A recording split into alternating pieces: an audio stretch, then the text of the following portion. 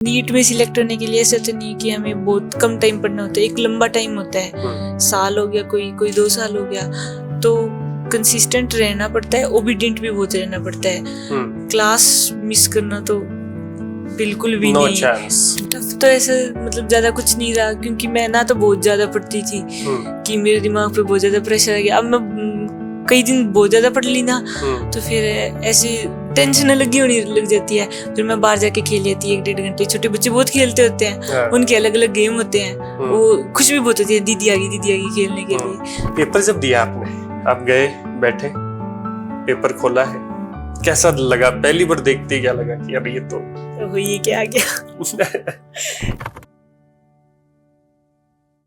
कामयाबी की सबसे सीधी राह होती है कि जब आप डर रहे हो तब भी आप चले, जब आप गिर जाओ तो आप फिर से उठे, और जब आप थक जाओ तो सिर्फ इतना याद रखें कि जो ठहर गया है वो वहीं रह गया है। इसी को अंग्रेजी में एक शब्द में कंसिस्टेंसी कहते हैं और हिंदी में से निरंतरता कहते हैं। मेरे साथ में आदिति हैं, आप अभी नीट में सिलेक्ट हुई हैं, 2025 में जो रिजल्ट आया है। इनके पिताजी हैं जो शिक्षक हैं, अध्यापक हैं, और अब माताजी हैं गृहिणी। अदिति, मेरा पहला सवाल आपसे यही रहेगा, ये कंसिस्टेंसी, जैसे हम बात करते हैं कि नीट में कंसिस्टेंसी बहुत इंपॉर्टेंट है, अब लगातार आपको पढ़ाई करनी होती है, इसके अलावा क्या और इम्पोर्टेंट चीज होती है? अगर आप नीट में सेलेक्ट होना चाहते हैं उसके लिए सबसे इम्पोर्टेंट चीज क्या है आपके हिसाब से? नीट में सिलेक्ट होने के लिए ऐसा तो नहीं कि हमें बहुत कम टाइम पढ़ना होता है, एक लंबा टाइम होता है। साल हो गया, कोई 2 साल हो गया, तो कंसिस्टेंट रहना पड़ता है, ओबीडिएंट भी बहुत रहना पड़ता है। क्लास मिस करना तो बिल्कुल भी No नहीं। chance. बहुत लोग होते हैं कि कभी टेस्ट के लिए छुट्टी मार लेते हैं कि हाँ संडे को टेस्ट है, तो सैटरडे को घर पे रह के पढ़ेंगे, तो वो क्लास मिस हो जाती है। और वो एक दिन की क्लास मिस होती है ना, तो वो आप चाहे 2 हफ्ते घर बैठ के आराम से पढ़ लो, वो भी पूरा नहीं कर पाती वो चीजें। तो क्लास तो कभी मिस करनी नहीं होती। और आज का काम आज, बस कल पे मत छोड़ो। आज जितना पढ़ा दिया ना, ज्यादा मत पढ़ो, बस जो सर ने बता दिया ना आज की इतना नोट्स बनाए हैं, 1 लाइन 2 लाइन जितने भी करे हैं, 2-4 क्वेश्चन करवाए हैं सर ने।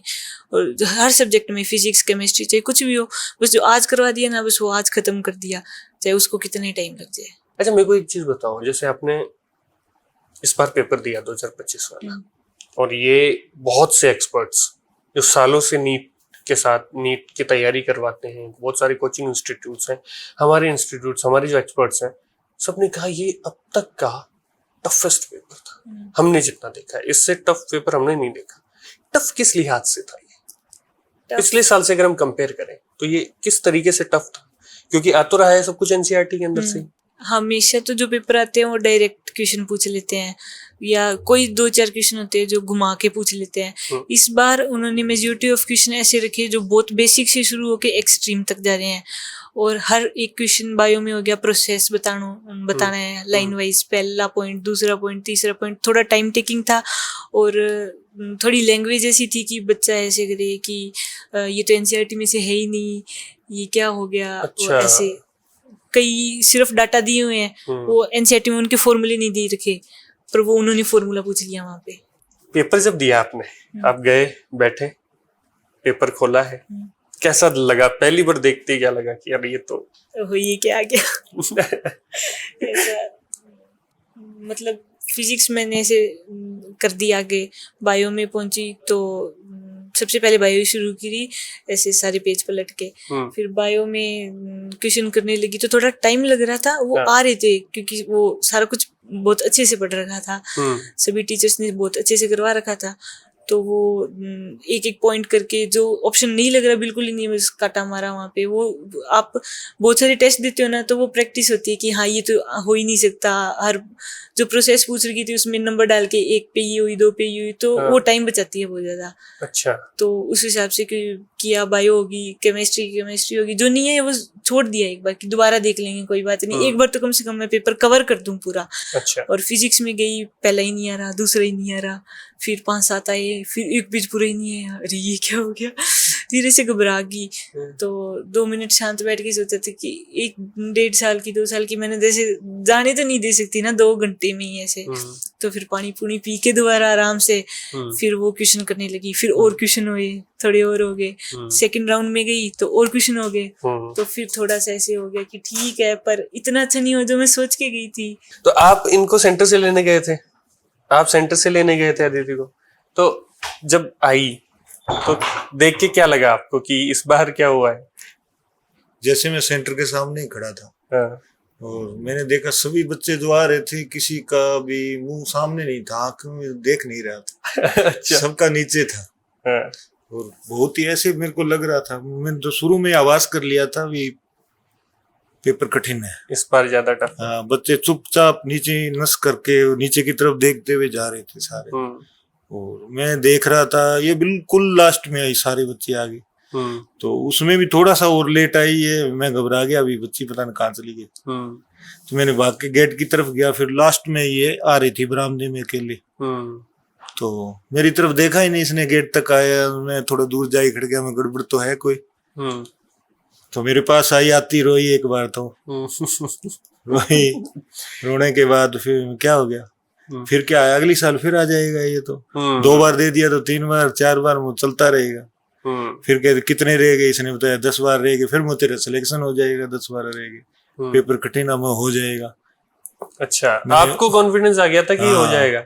ये ज्यादा करती, गलत ज्यादा करती थी, इधर भी करती थी तो ज्यादा गलत कराती थी। अच्छा, और एक्साइटमेंट में हर बार यही समस्या मैं घर समझाता था, जो आए वही करना है, बाकी हाथ नहीं लगाना है।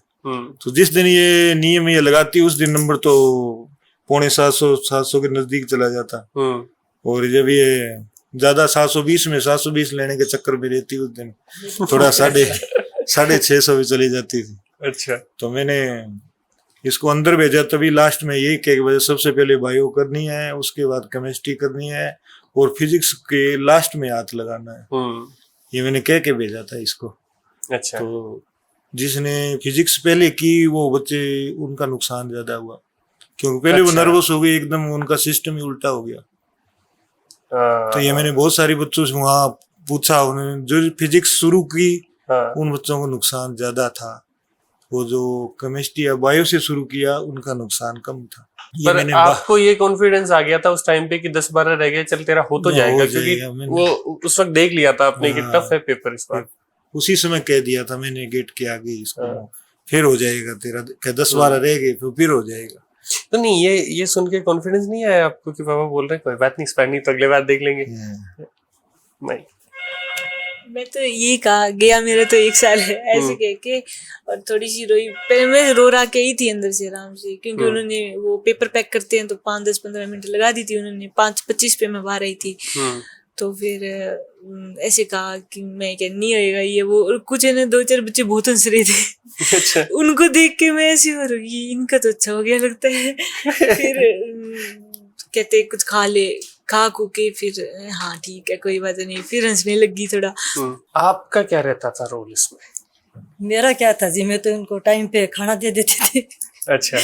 सुबह उठा देती थी। जब भी आपको लगता है, जब आप ये पूरी प्रोसेस में हैं, आप तैयारी कर रहे हैं, टफ टाइम जब आया कि मुश्किलें आती हैं, आपको सबसे ज्यादा मुश्किलें कहाँ फेस करनी पड़ी, किस जगह पे आपको सबसे ज्यादा टफ लगी चीजें? टफ तो ऐसा मतलब ज्यादा कुछ नहीं रहा, क्योंकि मैं ना तो बहुत ज्यादा पढ़ती थी कि मेरे दिमाग पे बहुत ज्यादा प्रेशर आ गया। अब मैं कई दिन बहुत ज्यादा पढ़ ली ना, तो फिर ऐसे टेंशन लगी होने लग जाती है। फिर मैं बाहर जाके खेल लेती 1-1.5 घंटे। छोटे बच्चे बहुत खेलते होते हैं, उनके अलग अलग गेम होते हैं, वो खुश भी बहुत होती है, दीदी आ गई खेलने के लिए। जो एस्पिरेंट अब तैयारी करने वाले हैं, आपके बाद में जो एग्जाम देंगे, उनको आप क्या सलाह देना चाहेंगे कि आपको इस तरीके से चीजें देखनी चाहिए? उनको तो जो क्लास में सर करवाए वो मतलब बहुत अच्छे से समझ जाए, क्योंकि जो इस बार का पेपर है अगली बार शायद इतना टफ ना आए, पर अच्छा पेपर आएगा ये तो श्योर है। तो जो सर करवाए ना क्लास में, तो वो बहुत अच्छे से पढ़ना, हर एक प्रोसेस को बहुत ध्यान से समझना कि इसके बाद में क्या आएगा। कुछ भी चीज को ऐसे मत करना शायद ये पेपर में नहीं आएगा, ये बहुत लंबा चौड़ा क्वेश्चन है, ये बहुत लंबी प्रोसेस है।